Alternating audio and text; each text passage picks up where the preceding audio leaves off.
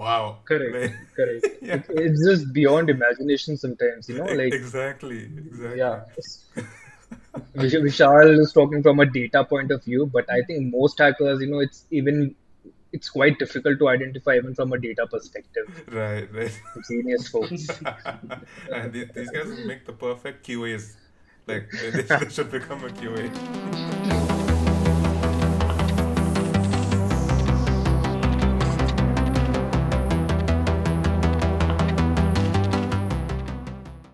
Hello, everybody, and welcome to the 10th episode of the Berryvengers podcast. Make sure to check out our previous episodes. We've done podcasts on game design, game art, marketing, development, UI, UX. We've done one with interns, product managers, game producers, QA. We've pretty much done almost the entire company, and we just have a few more left, so stay tuned. So, today we deep dive into how games at GBL are analyzed through the data that we obtain, and another episode where I'll be overshadowed by two guests who have luscious facial hair, just like it was last week. So um, we've got a fairly normal podcast today where we have two guests and both from the same field rather than like last time. So as the title suggests, we've got our very own game detectives with us, so the data analysts. First off, we've got Vishal Ramesh, who is a senior data analyst for Purchasing Star and Ludo Star. Hey Vishal. Hey Sohrab. So, hey guys, to quickly introduce myself, I'm Vishal. I've been with GBL close to a year now. I work here as a senior product analyst with the core team of Ludo Star and Purchasing Star. Right. Okay. And secondly, we've got Shahrukh Syed, who's also a senior data analyst, also working for Prestige Star and Ludo Star. Hey Shahrukh. Hey, hey everyone. Hey Sohrab. Thanks for having us here. So I've been with GVL for almost a year right now, and I have around 6 years of experience in the gaming domain, primarily, I mean, in analytics, and most of it is in gaming. And being an avid gamer, I'm at home here. Awesome. Right. So let's get into the usual first subject of discussion that we normally talk about. So exactly what the topic means. So what is a data analyst, and what exactly would you say are the roles of data analytics in a gaming company as compared to any other company? So Cool. So, basically, a data analyst is any person who acts as a bridge between the business and the data. So, typically, the data analyst tries to understand what the business problem is, tries to decode it from the perspective of data, right. and from there give insights that can be used further for business decisions. Okay. Okay.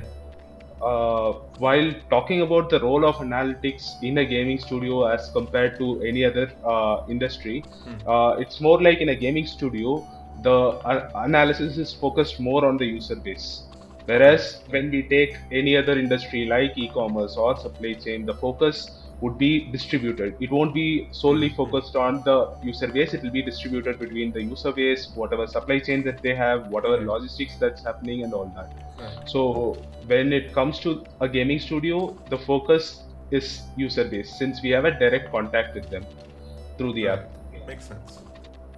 Right. Right, right. So, like Vishal said, we within gaming we focus more on the player psychology, why people play the game, what they like within a game, and what we can improve there. Right. Now, like what data analysis is basically making sense out of going through a lot of data and making sense out of it, and passing it out to the right teams so that they can improve the user experience. And that is the role of analytics within gaming as well. Okay. Okay. Cool. And how would you say your data team is structured? Because from whatever I've seen, like it's like most other roles in the company where there isn't really. It's like a free for all basically, and except that you guys belong to certain pods, like what we've discussed in previous episodes as well, where we have a live ops and a core pod. So is it just pretty much that? Within the data team also, it's pretty much the same only. On the Ludo and Parcheesi work, there's a bifurcation of the live ops and the core. Right. So the core team deals with everything that is, that deals with the core game loop. How the game functionality is, how the engagement of users is, are they liking the gameplay or not. And the live ops basically deals with the events and all the live functions which go on in the game. Right. So I work in the live ops team, and just to give a gist on live ops is basically any change to your mobile game that is made while the game is live, rather than releasing an update for it. One of the prime motives of live ops is to incentivize people to play the game more, to engage with the game more, and it also gives a certain depth and additional dimension, you can say, to the game. Right. Like, for if I give you an example of live ops, is that the various one-time event or the weekly events we run, which might be completely different from what the normal gameplay is like. Right. Then there are different bundles or packs which the users can get cosmetic items through, on a special festival or something like that. Right. So this helps us understand, what users also like beyond the normal game, and what will make them play the game even more. That is the live ops side of things, basically. Right. So you work in the live ops, and Vishal, you mentioned you work in core, right? Yep. So when we talk about the core part of things, the major focus here is the core game loop. Basically, whatever features that the users interact with on a day-to-day basis. So here the focus remains there, and we try to improve those so that they can have a very good experience in a long term. And we basically track key metrics like retention, revenue, what are all the features that we have launched in the long term performing, all that we basically track. And typically when we talk about analytics in the core pod, it comes up in three places majorly. So the first piece is whenever we are trying to gauge how impactful a feature is going to be. So whenever we are planning for any feature, we make sure that we try to take a look at the data, gauge if it is worth the effort that's going to go into it, and move from there. Right. And the second piece of it is once the feature is live, we try to analyze how is it performing with our users. Is it giving us the expected results? Is it giving us the direction that we wanted from that particular feature? And from there we go on. And the third piece is majorly when we try to find out hacks and bugs that are existing in the system, so that we can make the playing field more leveled for all the users. Okay. Yeah, I mean, also, like, how does your day normally go? Is it pretty similar for the both of you, or is there actually a huge distinction between the live ops and core here as well? So if you talk about it from the type of activities we are involved in, it will be different from each other, but on an overall basis, it's more like interacting with a lot of stakeholders, trying to understand the problems and finding up data solutions for it. Okay, all right. So when your day starts, you're just constantly looking, like, you get problems from the product manager or whatever, and that's pretty much what you. Okay, got it. Yeah. Cool. Yeah. And also in our game, as you guys will obviously know, we've had our fair share of hackers in our game, and yes, we actually do have people that want to hack in a Ludo game. That's that was very shocking to me when I first joined. Like, it goes that deep sometimes. So yeah, but anyways, like, I'm sure you guys have probably had like certain cases where you have dealt with certain hacks, or like basically you guys discovered how it's happening, why it's happening, and there was probably a fixed release for it. So I would love it if you guys could share one of those stories with us. Sure. So typically whenever a hack happens, what happens is one or the other of a key metric would be off the normal trend that we expect. So it'll be skewed towards one of the directions. So in that case, what we basically try to do is we try to understand pattern of whatever is happening in the game from top to multiple levels basically. First we'll try to understand, is it going on from one part of the game, or is it happening from some other part, or is it happening across? And then what we do is, once we zero in on where it is happening, we'll basically try to take a look at it from the user base perspective. And when we are doing this, the focus is always going to be the top users, because whenever we take a look at the top users, either they are going to be excellent players of the game, or they are mostly going to be hackers. Right.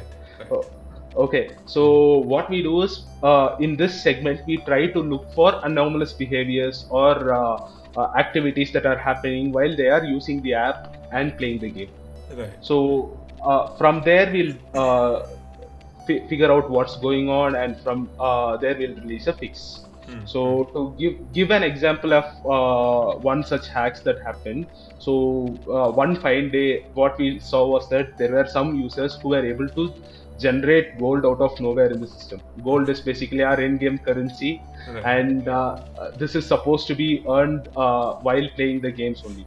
But what we noticed was that they were able to generate more currency out of the system uh, through improper means.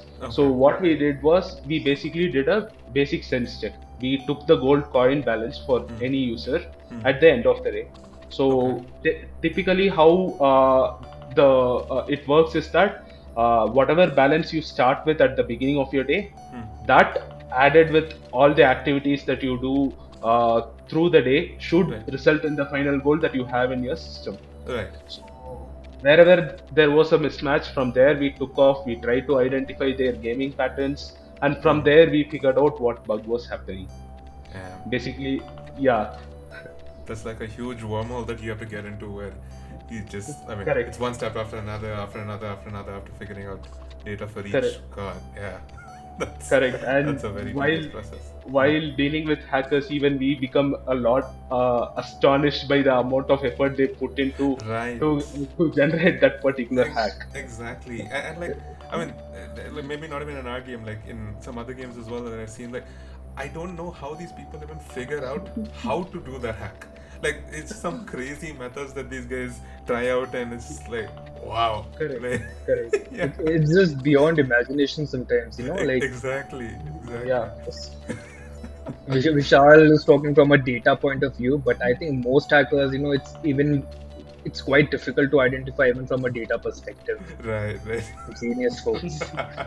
And these guys make the perfect QAs. Like, they should become a QA. True. Yeah, I mean, from whatever you just said, I mean, usually like whenever you're tasked with getting like some data for whatever reason it is that is needed, you would start to keep going on and on and on, and it can become like a big loop, like I mentioned, where you can always ask like, why did this happen? Why did this happen? Why did this happen? And then it just keeps going on. So how do you stop yourself like from just going too deep into it? Like from my experience, like even knowing exactly what you guys do, I'm and what I need from like something, like let's say I'm designing something and there's like some data that I require. I find it hard to think of exactly what to tell you guys so that you guys don't go into a into a wormhole basically.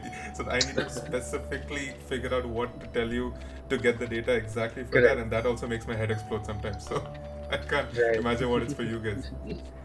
That actually is quite a big problem. How deep you get into the data and what questions you need to be Yeah. asking. And I think experience plays a big role there actually. And also the scoping and understanding of what the feature or the objective is very important. Like Vishal had Right, mentioned right. earlier, you need to have an effort and estimate as Right. to what your objective is with the feature or anything and what it could directly impact. And then you have a set of hypotheses. If this thing gets impacted, it will impact these many other things. And then there are certain edge cases. Now, with respect to how deep you want to go into something, there are two things. One is the cost associated with putting that much effort into finding that out. And the other thing is you go till a point where the factors are within your control. Now, for the second thing, I'll give you an example. Let's say you're playing an open world RPG game on your desktop PC, and the game is lagging or there's some frame rate issues. You try to get into it and you find out that it's a graphic cards issue. Okay.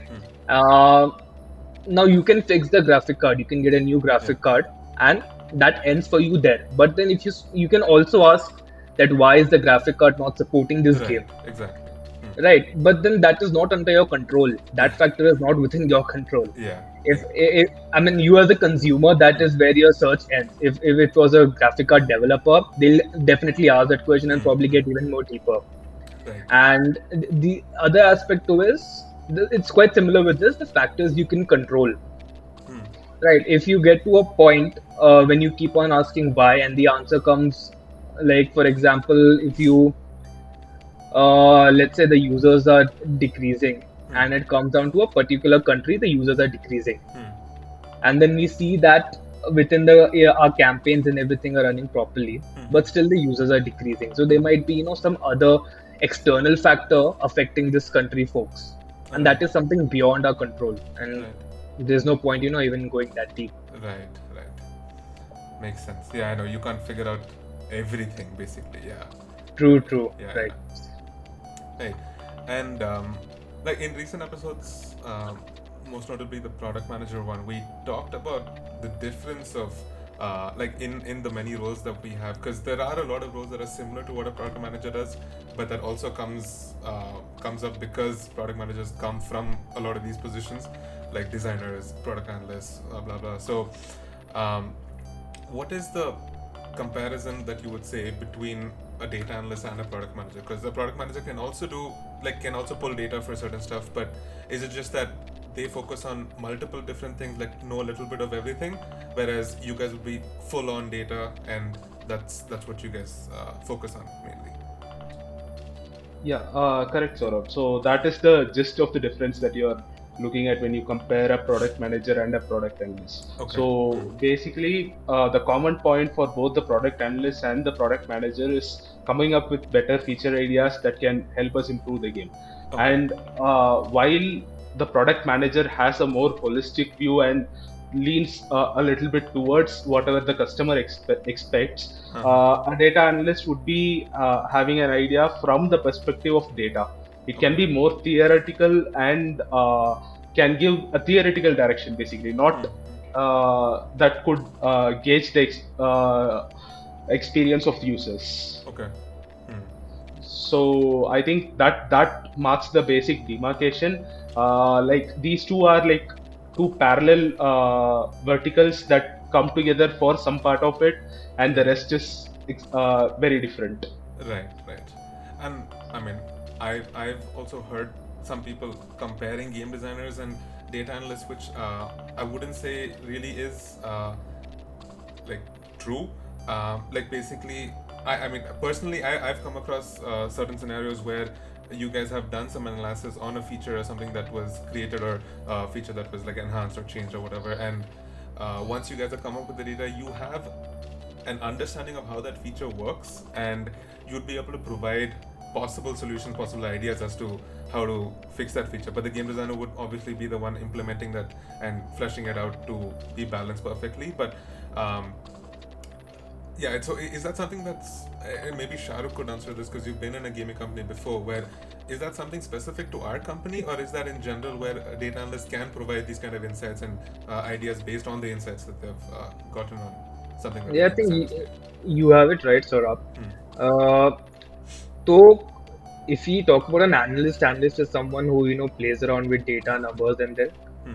solves a certain objective. Right. Now, when you talk about game designers, they are more about balancing the game, Right. the economy, the gameplay. You have to see that nothing is overpowered, nothing is. You are giving everyone the fair chance of playing the game. Right. Right. And like you said, yes, so we do have an understanding of the feature and we can make a suggestion. Hmm. But in the end, we might not have, that level of technicalities to understand what goes into designing a game. Right. Right. So Okay. on that, yeah, we can just give a suggestion. Like we can act as consultants there. Cool. Yeah. And just on a side note, I want to commend data analysts for at least the ones that we have, for the way that they are able to communicate all the data to us laymen who can't understand it at such a high level. So yeah, the way that they make these spreadsheets and present it to us is insane. So yeah, that's Thank kudos you. to you Thank you. guys. Thank you. Cool. So actually, this is a bit of a shorter one, but we're done with the podcast, and we have to have the quiz. So in last week's quiz, we actually had a 5 out of 5, but that was also because of my mistake. Because in one of the questions, I sent it on the chat and I sent it along with the answer, which is why they just got a free point for that. So I'm not gonna make that mistake this time. Yeah. So are you guys ready? Yep. Yep. Cool. Okay. So let's get into question one. Okay. Question one. The Delhi Traffic Police have created a warning sign with the help of which games poster? Option 1, Project Cars. Option 2, Forza Horizon. Option 3, Need for Speed. Or option 4, Asphalt. I'm sending it in the chat as well for you guys to just check out the options.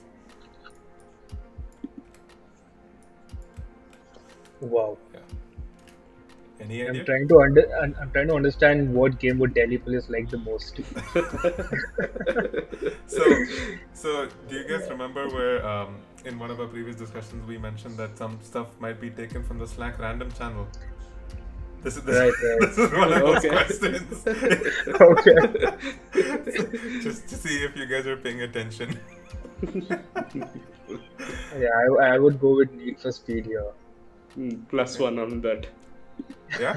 Yeah. But why? I mean, the game very much says Need for Speed, and a traffic police has to, go against Got that the concept. exact opposite, yeah. Okay. Yeah, that's actually correct, yeah. Oh yeah. Oh, Because, so their poster was the Need for Speed, like with the cars, the whole poster, except it said no need for speed, no need to speed. Oh. Something. oh. Yeah. Nice. Nice. Proud of myself. So that was pretty cool, yeah. Cool. So 1 out of 1. Good. Question 2. Amazon is rumored to be in the pursuit to acquire which gaming studio? It's fairly recent news, so I don't know if you guys have heard it. Option 1, Supercell. 2, EA. 3, Niantic. Or 4, Epic Games.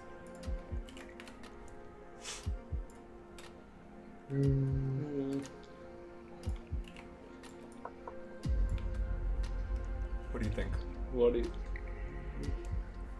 I think Yes, let's because- go with Epic Games. Yeah, Shahrukh? Yep. All right. Epic Games? So that's Supercell, Epic EA, Games. Niantic, Epic Games. You going with Epic Games? Lock it in? Can we go for a 50-50? Unfortunately, we don't have those in our quiz. Your Epic Games it is. Epic Games? Okay. Yeah. It's not Supercell or Niantic.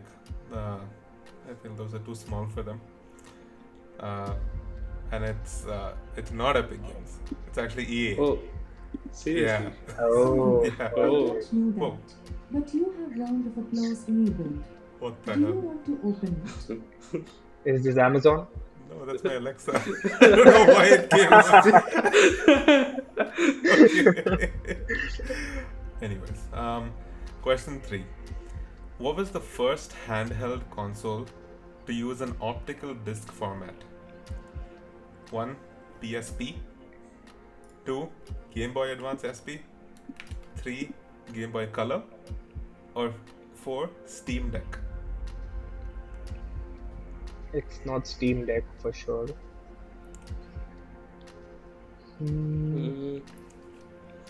Vishal, any idea? I have no clue here. Shahrukh. I'll go with whatever you say. I'll give you like a way of thinking. If you just try and remember what was used in these consoles to play the game, like what was the game stored on, if you can remember that, it's very easy. So PSPs came around PlayStation 2 time, 2002 around. 2002. Game Boy, I think it's Game Boy. Please, but which Game Boy?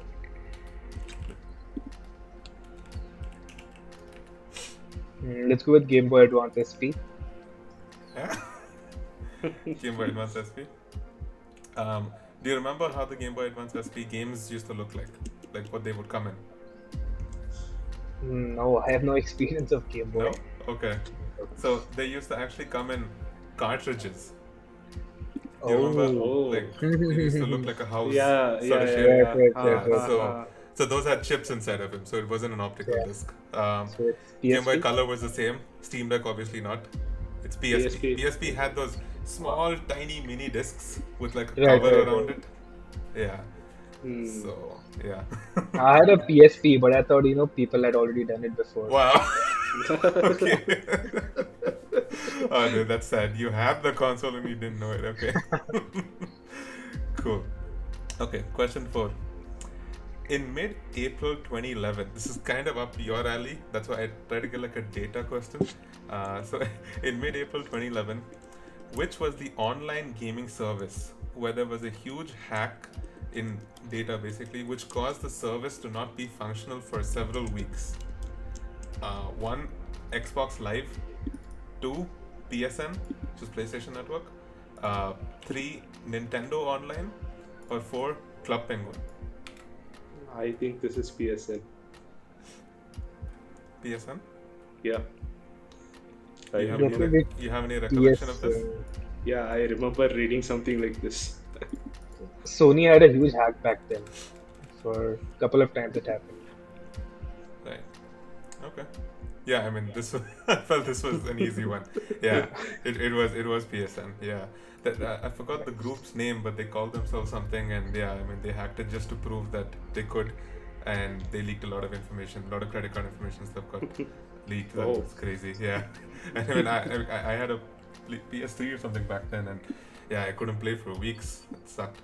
So, anyways, cool. So 2 out of 4. It's not too bad. Try and get Not too 3 bad. out of 5. So last question.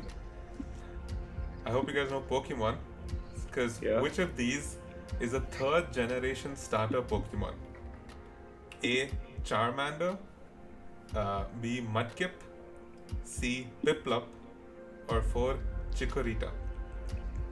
3rd generation Pokemon, starter Pokemon. Any idea? Vishal, I have no exposure to Pokemon. Oh damn! You said I know Charmander and Chikorita are not. Is it Mudkip or Piplup? Let me go with Piplup. Yeah. So Yeah. so the 3rd generation is Emerald, Ruby, Sapphire. If you know about that. So yeah. You going with Piplup? Yep. Are you sure? Yeah. Wait. Okay. let me change. I think it's Mudkip now.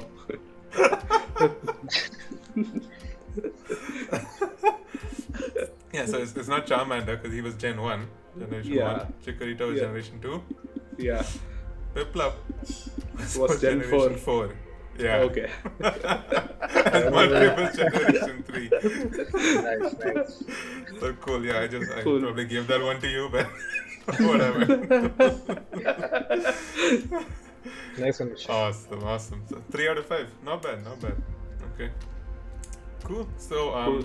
yeah, that was a shorter episode than we're usually used to, but it was concise and a lot of information in it. So I hope you guys enjoyed, and I hope you guys got a lot of insights from this. So we usually also end with just like a small note to people that would probably be like a budding product analyst or something that would want to join the gaming industry.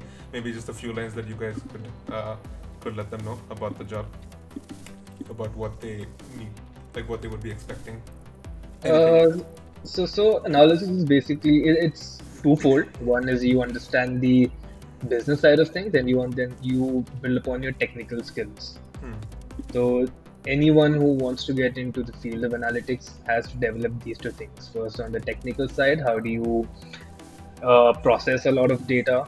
How do you different techniques and different tools you have for that. Once that is done, what purpose it serves is to solve a business problem. So you need to develop that kind of a business acumen as well. So this is the best advice anyone can give a budding data analyst. Cool. Awesome. All right, and now we've started this thing where we make one of the guests do the outro for us. So it's like a typical YouTube video where you just do the please like, share, subscribe, comment thingy. So I need one of you two to do it. Who wants to do it? Vishal. Not me. Not me. No, it's Vishal now. He's Why? Yeah. Like, he took up the previous thing where he's trying to motivate people. So you motivate people to subscribe to us, to watch more videos. No, I'll be so bad at it. Just go for it. Just have to say like one line. No, not happening. Okay, Shahrukh, do you want to do it? Yeah. Go for it. Guys, please like, share, and subscribe our videos. Oh, no, that sounded like we're begging them to do it. Like karo, share karo, subscribe karo. And also that press the bell icon thingy. Oh yeah, the notifications. Yeah, have the notifications on. All right, yeah. So, thanks Shahrukh, thanks Vishal, and thanks everyone for listening. Until next time, see ya.